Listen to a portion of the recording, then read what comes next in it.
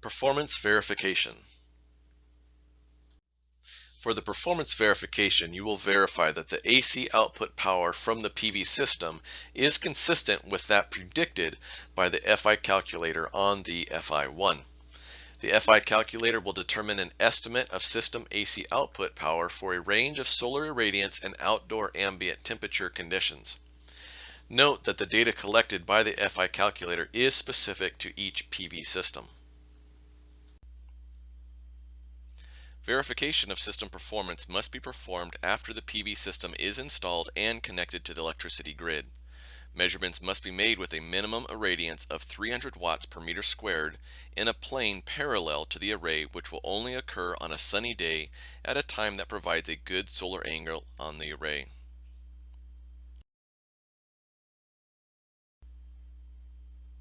The HERS rater must measure the solar irradiance in a plane parallel to the array, measure the ambient air temperature, determine the expected output power for the measured conditions from the table, and observe the AC power output on the system performance meter after waiting for a period of stable conditions during which the measured solar irradiance has stayed constant within plus or minus 5%.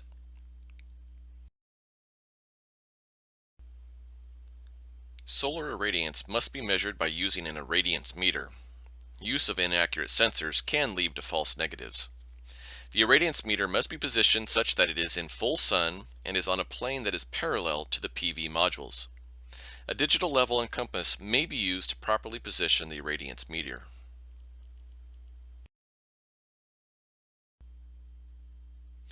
In the picture here, you can see the gentleman has kind of a system set up here where he has his pyranometer mounted at the top of the 2x4, and then lower down on the 2x4 is a digital level along with a compass.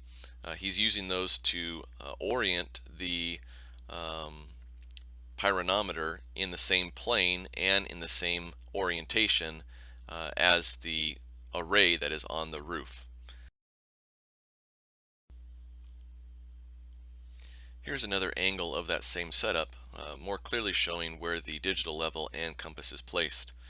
These setups are also commonly found mounted onto a tripod stand, similar to what we saw in the shading section, where they would use the digital level to measure the angle of either the array itself or to get your altitude angles for your trigonometric calculations. You can mount the digital level on top of the tripod and then mount the pyranometer onto the digital level so that it is in the same plane as the array mounted on the roof. You will see some of these things during your field training for the solar verifications.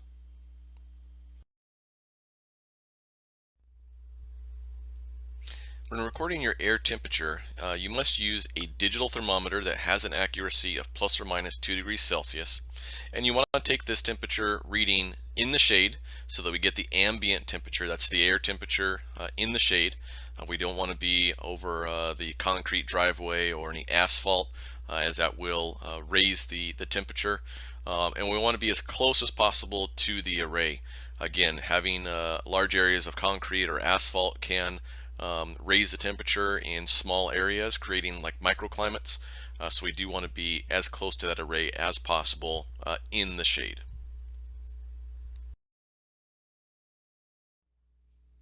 Field Verification Table, or FVT. The values in the table are for an unshaded array and contain adjusted values to compensate for dirt, dust, and mismatched wiring. The data in the table is specific to each PV system and each unique azimuth combination. Here's an example of an FVT. Along the top, each column is the temperature in Fahrenheit in 5-degree increments, and then the rows on the far left side are the outputs from our pyranometer in watts per meter squared, and those are in 25 watts per meter squared increments.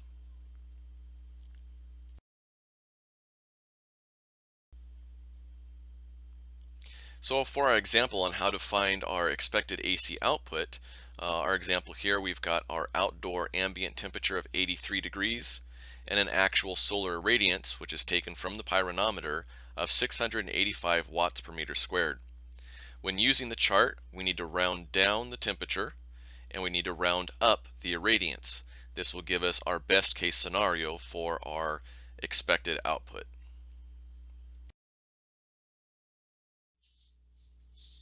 Now let's take those values to our FVT. First we'll want to locate the temperature, so 83 degrees we'll want to round down, so we'll round that down to 75. Yeah, even though it is closer to 85, we're always going to round down to the nearest value, so we're going to go down to 75, and then we're going to take our 685 and round that up to 700. Now we'll come across to where those 2 points intersect, and we'll see that our target value is 1136. You'll need to observe the AC power output on the system performance meter after waiting for a period of stable conditions during which the measured solar irradiance has stayed constant within plus or minus 5%. If there's any type of cloud cover in the sky, even the thinnest cloud that moves in between the array and the sun will affect your output. So you need to wait for a period of clear skies to take your reading, as well as just the sun moving through the sky. The higher up in the sky or the more direct that it has on the array, it will change the reading on your pyranometer. So you need to make sure that it is at a constant reading within plus or minus 5% when you do your comparison. You'll need to take the reading as soon as possible after making the measurements of solar radiance and ambient temperature to make sure the conditions are as close as possible.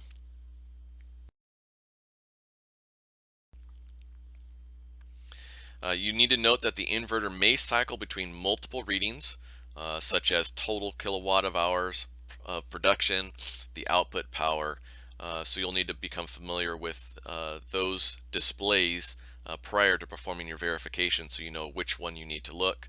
A lot of them you can also quickly scroll through the various readings to get to the one that you're interested in. So again, it's just becoming familiar with the equipment. You will need to wait until the power is displayed and record that reading. Several readings should be made to make sure they are consistent and stable. The power output needs to be higher than the minimum value found on the field verification table.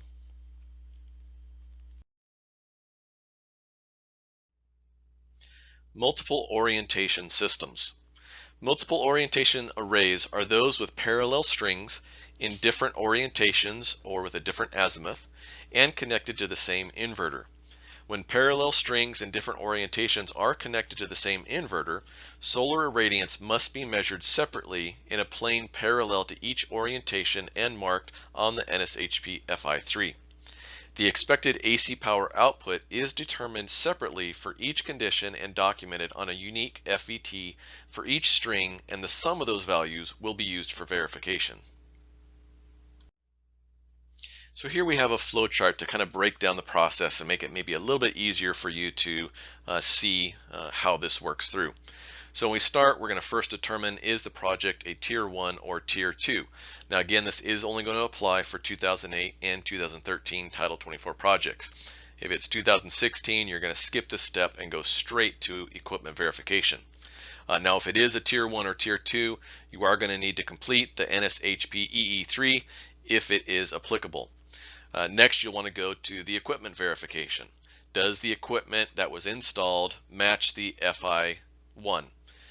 If no, then it fails. You need to have the contractor rerun the FI calculator with the correct equipment and then resubmit that, upload that to the registry so that you can then perform your verifications. If it does match, then you're going to go and verify the azimuth. Again, if it does not match, the contractor will have to make those adjustments and rerun the FI1. If it does pass, then we move on to shading. If it meets either the minimal shading criteria or you verify the actual shading, then you will move on. If it does not comply, again, they will need to redo that FI1. And then finally, do your performance diagnostics. Does the actual output exceed the expected output? If yes to all these, then it will pass. If it is no to any of those, then it will fail, and the installing contractor will have to make adjustments to that FI1 to adjust for those differences. If you have any questions, please feel free to reach out to us, and we'd be more than happy to help.